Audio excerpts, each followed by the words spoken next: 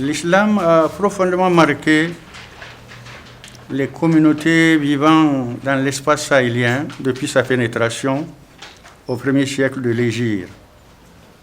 Il a ainsi façonné ces groupements humains dont il participe à la détermination du comportement quotidien. Il est impossible de comprendre les sociétés sahéliennes sans se référer à l'importance de cette religion.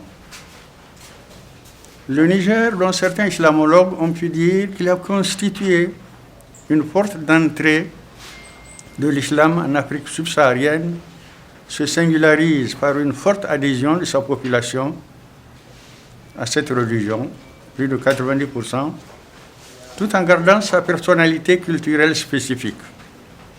Mesdames, Messieurs, l'islam, comme vous le savez, est fondamentalement une religion de paix et de cohésion sociale. Mais depuis quelques années, l'ensemble du Sahel est affecté par une crise sécuritaire sans précédent. Cette région est confrontée aujourd'hui à plusieurs défis liés à la pratique de l'islam. Les partisans du djihad islamique y sèment partout la terreur et la désolation. Leurs actions aveugles et incendiaires fragilisent nos jeunes nations en opposant nos communautés linguistiques les unes aux autres sur une fausse base religieuse. Toutes les actions militaires menées par nos États n'arrivent pas jusqu'à là à enrayer le terrorisme qui est alimenté certes par la pauvreté, l'ignorance et la cupidité. Notre pays, le Niger, fait constamment l'objet d'attaques perpétuées par des groupes terroristes mettant en péril l'ordre public et la sécurité des populations. Cet état de fait a entraîné la mort de militaires, de civils innocents, ainsi que l'exode massif des populations qui vivent dans la précarité totale à la suite des déplacements.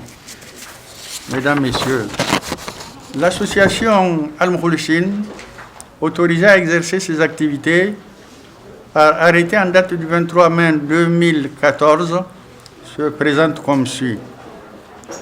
Elle est membre du collectif des associations islamiques du Niger, regroupant une vingtaine d'associations, CASIN. Elle est représentée au comité du dialogue interreligieux. Les objectifs qu'elle poursuit sont d'ordre économique, social et spirituel, selon ses statuts. Il s'agit notamment de participer au développement économique et social du Niger, d'impliquer davantage la communauté musulmane dans l'entraide et la lutte solidaire contre la pauvreté, les maladies et l'analphabétisme, de contribuer à la sauvegarde des traditions ancestrales nigériennes compatibles avec l'islam, de contribuer à la paix entre les peuples dans le monde et encourager au dialogue interreligieux et intra-islamique. Mesdames, Messieurs, poursuivant ces actions dans le domaine de la paix, de la cohésion sociale et de l'approfondissement de la compréhension de l'islam, notre organisation met à profit l'anniversaire du voyage nocturne Al-Isra wal-Miraj pour tenir la présente conférence. En effet, Al-Isra wal-Miraj est un événement exceptionnel en islam. Le monde moderne que nous vivons souffre de vide spirituel au profit du matérialisme acharné.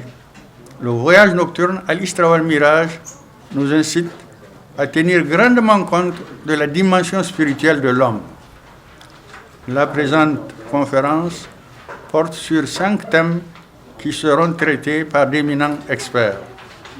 Notre ambition est de susciter un débat sur le paradigme dans la gestion et la compréhension de l'islam au Sahel.